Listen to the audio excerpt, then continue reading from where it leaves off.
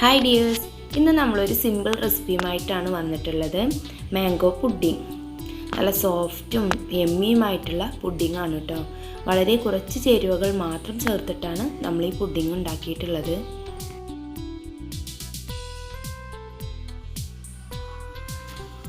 നമുക്ക് ഈ പാത്രത്തിലേക്ക് 1 കപ്പ് പാലോ തേങ്ങാപ്പാലോ ഒഴിച്ചു കൊടുക്കാം. ഇനി ഇതിലേക്ക് നമുക്ക് 1/4 കപ്പ് കോൺഫ്ലവറും ചേർത്ത് കൊടുക്കാം. എന്നിട്ട് നമുക്കിത് നന്നായിട്ടൊന്ന് മിക്സ് ചെയ്ത് കൊടുക്കാം. നമ്മളിവിടെ ഫ്ലെയിം ഓൺ ചെയ്യാതെയാണ് കേട്ടോ ഇതൊന്ന് നന്നായിട്ട് മിക്സ് ചെയ്തെടുക്കുന്നത്. ഇത് നന്നായിട്ട് കട്ടയൊന്നുമില്ലാതെ മിക്സ് ചെയ്തതിന് ശേഷം വേണം നമ്മൾ ഫ്ലെയിം ഓൺ ചെയ്യാൻ കേട്ടോ.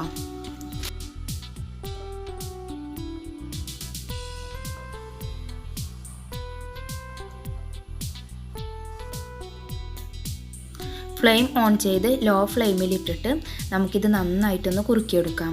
നമ്മൾ കൈയെടുക്കാതെ വേണം കേട്ടോ ഇളക്കിയെടുക്കാൻ. ഇത് പെട്ടെന്ന് തന്നെ കുറുകി വരും.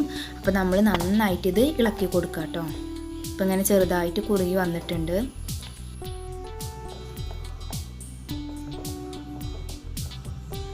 ഇതിപ്പോൾ നന്നായിട്ട് കുറുകി വന്നിട്ടുണ്ട്. ഇനി നമുക്കിതിലേക്ക് മാംഗോ ജ്യൂസ് ഒഴിച്ചു കൊടുക്കാം. നമ്മളിവിടെ 3 കപ്പ് മാംഗോ ജ്യൂസാണ് എടുത്തിട്ടുള്ളത്. ഞാനൊരു 1/4 കപ്പ് വെള്ളം ഒഴിച്ചിട്ടാണ് കേട്ടോ ഈ മാംഗോ ജ്യൂസ് തയ്യാറാക്കി എടുത്തിട്ടുള്ളത്. ഇനി നമുക്കിത് നന്നായിട്ടൊന്ന് മിക്സ് ചെയ്ത് കൊടുക്കാം. നമ്മളിവിടെ ഇതിൽ വേറെ ഫുഡ് കളറൊന്നും ചേർത്തിട്ടില്ല. നമ്മൾ മാങ്ങ എടുക്കുമ്പോൾ നല്ല പഴുത്ത മാങ്ങ തന്നെ എടുക്കട്ടോ, എന്നാലുള്ളൂ നല്ല ഈ ഒരു കളറ് കിട്ടുള്ളൂ. ഇതിൽ നമ്മൾ വേറെ എസൻസോ ഒന്നും ചേർക്കുന്നില്ല കേട്ടോ. ഇനി നമുക്കിത് നന്നായിട്ട് കുറുക്കിയെടുക്കാം. ഇനി നമുക്കിതിലേക്ക് 1 കപ്പ് പഞ്ചസാര ചേർത്ത് കൊടുക്കാം. ഇതൊരു പാകത്തിനുള്ള മധുരമാണ് കേട്ടോ. ഇനി നമുക്ക് കുറച്ചുകൂടി മധുരം ഇഷ്ടമുള്ളവരാണെങ്കിൽ ഒരു 1.5 കപ്പ് വരെ പഞ്ചസാര എടുക്കാം കേട്ടോ. എന്നിട്ട് നമുക്കിത് നന്നായിട്ട് മിക്സ് ചെയ്ത് കൊടുക്കാം. നിങ്ങൾക്ക് എൻ്റെ വീഡിയോസൊക്കെ ഇഷ്ടമാവുകയാണെങ്കിൽ നമ്മുടെ ചാനൽ സബ്സ്ക്രൈബ് ചെയ്യാനും ലൈക്ക് ചെയ്യാനും ഷെയർ ചെയ്യാനും കമൻറ്റ് ചെയ്യാനൊന്നും മറക്കരുത് കേട്ടോ.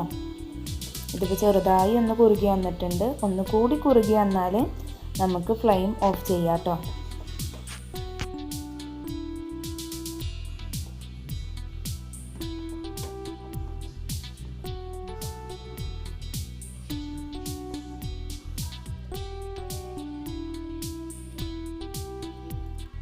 ഇപ്പോൾ ഇത് നന്നായിട്ട് കുറുകി വന്നിട്ടുണ്ട്. ഇനി നമുക്ക് ഫ്ലെയിം ഓഫ് ചെയ്യാം. ഇനി നമുക്ക് ചൂടോട് കൂടി തന്നെ ഇതൊന്ന് അരിച്ചെടുക്കാം.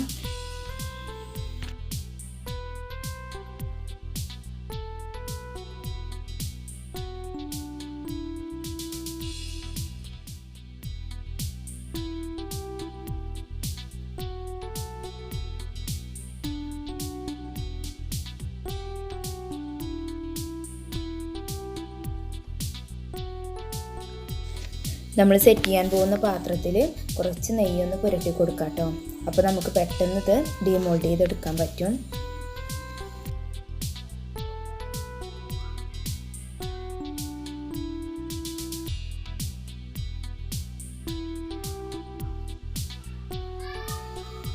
ഇനി നമുക്ക് ഓരോ ബൗളിലേക്കും ഇത് ഒഴിച്ചു കൊടുക്കാം കേട്ടോ. ചൂടാറിയതിന് ശേഷം 8 മണിക്കൂർ ഫ്രിഡ്ജിൽ വെച്ചൊന്ന് സെറ്റ് ചെയ്തെടുക്കണം. നമ്മൾ ഈ പാത്രത്തിലൊക്കെയാണ് കേട്ടോ ഇത് സെറ്റ് ചെയ്തെടുത്തിട്ടുള്ളത്.